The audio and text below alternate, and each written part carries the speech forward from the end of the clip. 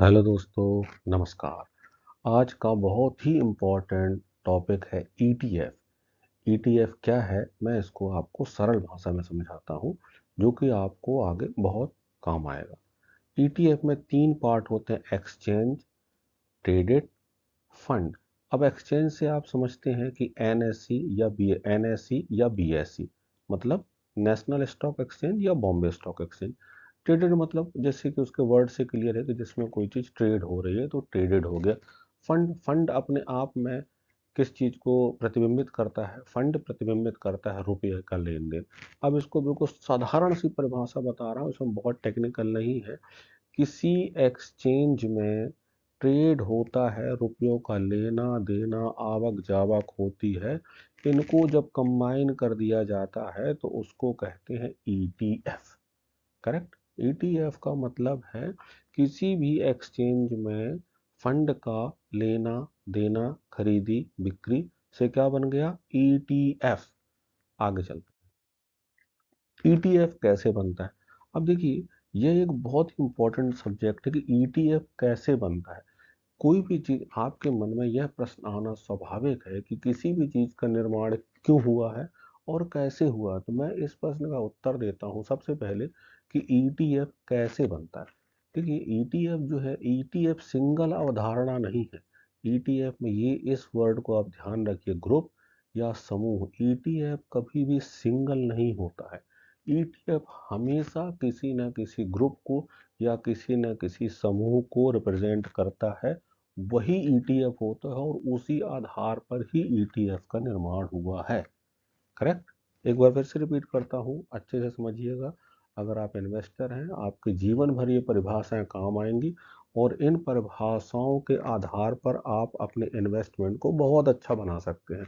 तो फिर से रिपीट करता हूँ, ईटीएफ किसको कहते हैं? ईटीएफ कहते हैं, ईटीएफ का निर्माण कैसे होता है? किसी भी ग्रुप को या किसी भी समूह को, किसी भी टाइप के ग्रुप को, किसी भी टाइप के समूह को जो चीज रिप्रेजेंट करती है वह क्या कहलाती है? ईटीएफ।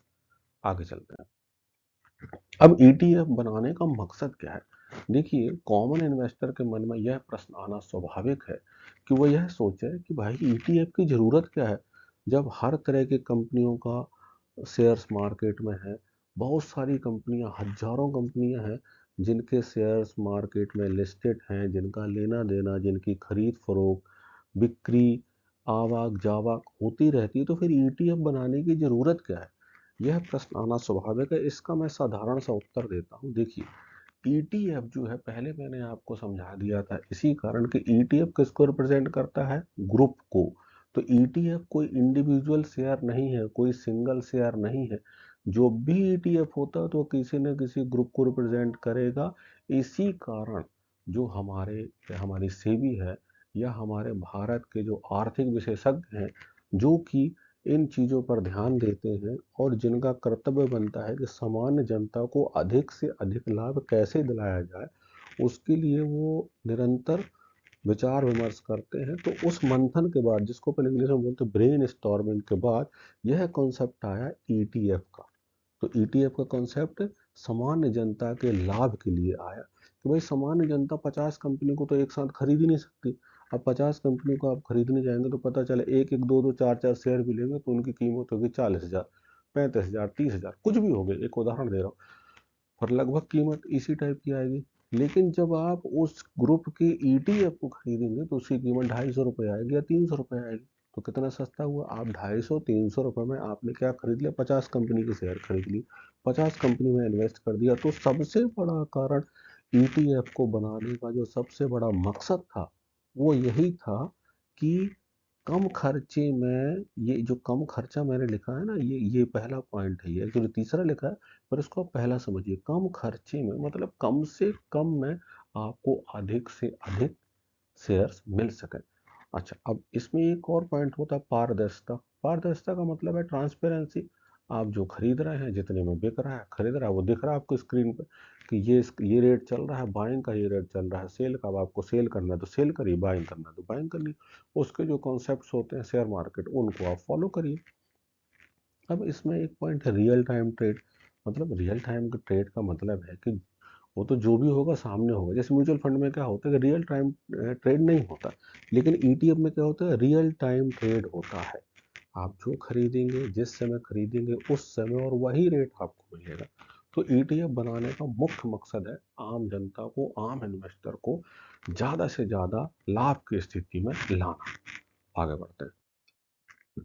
अब ईटीएफ किसको ट्रैक करता है, यह एक बहुत बड़ा प्रश्न है कि ईटीएफ ट्रैक किसको करता है। आप पूछेंगे सर आपने तो बता दिया इसका, कैसे बना ईटीएफ, क्या कारण है, क्या अवधारणा है। अब ईटीएफ किसको ट्रैक करता है, देखिए ईटीएफ तो सबसे पहले जो सबसे इम्पोर्टेंट होता है वह है इंडेक्स।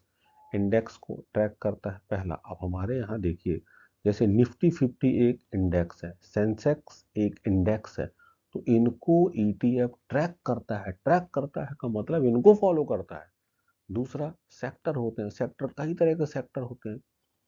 आईटी सेक्टर हो गया, बैंकिंग सेक्टर हो गया, प्राइवेट बैंक सेक्टर हो गया, इसी तरह के अन्य सेक्टर, एफएमसीजी का सेक्टर हो गया, एनर्जी सेक्टर हो गया, इंफ्रास्ट्रक्चर का सेक्टर हो गया। कई तरह के सेक्टर होते हैं जिनको ईटीएफ ट्रैक करता है। वो ईटीएफ उस सेक्टर का ईटीएफ होता है। करेक्ट।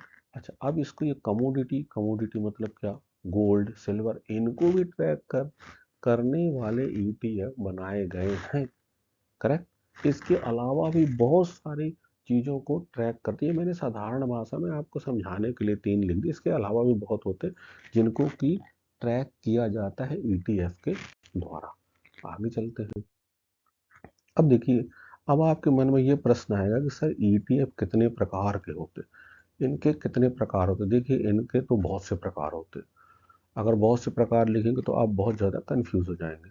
मैं सीधी और सरल भाषा में आपको समझाने के उद्देश्य से मोटा मोटी एक लगभग ईटीएफ कवर करने की कोशिश करता हूँ। तो आगे बढ़ते, इक्विटी ईटीएफ, जैसे मैंने आपको बताया इक्विटी ईटीएफ का मतलब क्या हो गया, जैसे अभी बताया निफ्टी 50 इंडेक्स को जो ट्रैक करते हैं ईटीएफ, वह इक्विटी ईटीएफ। गोल्ड को ट्रैक करने वाले गोल्ड ईटीएफ हो गए, सिल्वर को ट्रैक करने वाला सिल्वर ईटीएफ हो गया, बॉन्ड को ट्रैक करने वाले बॉन्ड ईटीएफ हो गए, किसी स्पेशल या किसी विशेष सेक्टर को ट्रैक करने वाले सेक्टर ईटीएफ। अब इसके अलावा इंटरनेशनल ईटीएफ भी होते हैं, जैसे नेस्डैक, ये इंटरनेशनल ईटीएफ है, ये भी हमारे यहाँ उपलब्ध है, आप इसको भी बाय कर सकते हैं।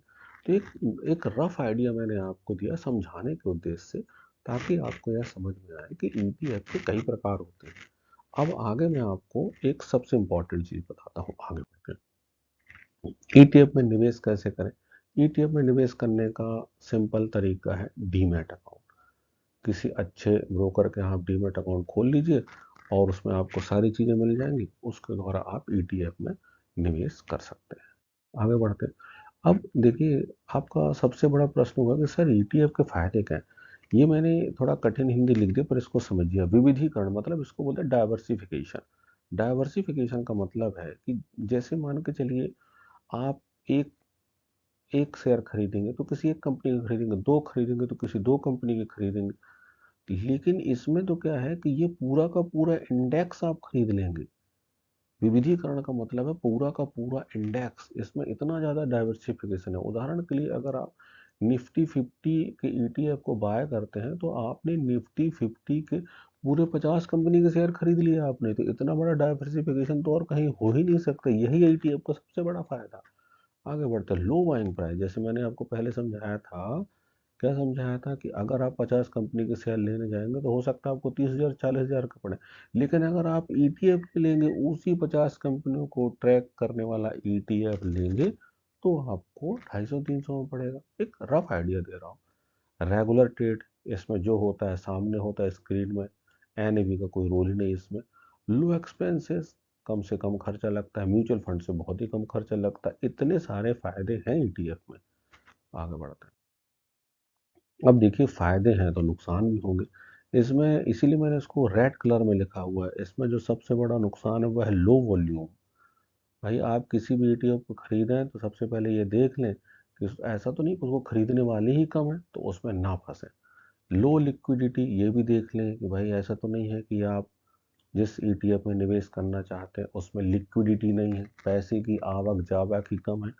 तो जब भी आप ईटीएफ में निवेश करें तो इन दो बातों का मुख्यतः ध्यान रखें। और भी बहुत सारा सारी बातें ध्यान रखी जाती हैं। इनके बारे में मैं आगे एक डेडिकेटेड वीडियो बना दूंगा कि लो वॉल्यूम को कैसे देखना है, लो लिक्विडिटी को कैसे देखना है, ताकि आप कभी फंसे ना। आगे बढ़ते हैं। चलिए अगला वीडियो मैं ये वीडियो काफ़ी बड़ा होता जा रहा है। अगला वीडियो मैं बनाऊंगा आपको ईटीएफ से रिलेटेड रहेगा कि ईटीएफ से अच्छा पैसा कैसे बनेगा। फिर से रिपीट करता हूँ कि अगला वीडियो मैं बनाऊंगा ईटीएफ से अच्छा पैसा कैसे बनेगा, क्या क्या फार्मूला लगाएंगे, कैसे हम बाय करेंगे, कैसे हम सर्च करेंगे, ये सारी बातें आपको मैं बताने की कोशिश करूंगा सरल भाषा में। मेरा डिस्क्लेमर है, यह मेरी व्यक्तिगत राय है, मैं कोई सेबी पंजीकृत या सीए नहीं हूँ। अतः कोई भी निर्णय प्रोफेशनली क्वालिफाइड सलाहकार से लें और कोई भी निर्णय बहुत सोच समझ कर ही लें। Thank you very much. फिर मिलते हैं।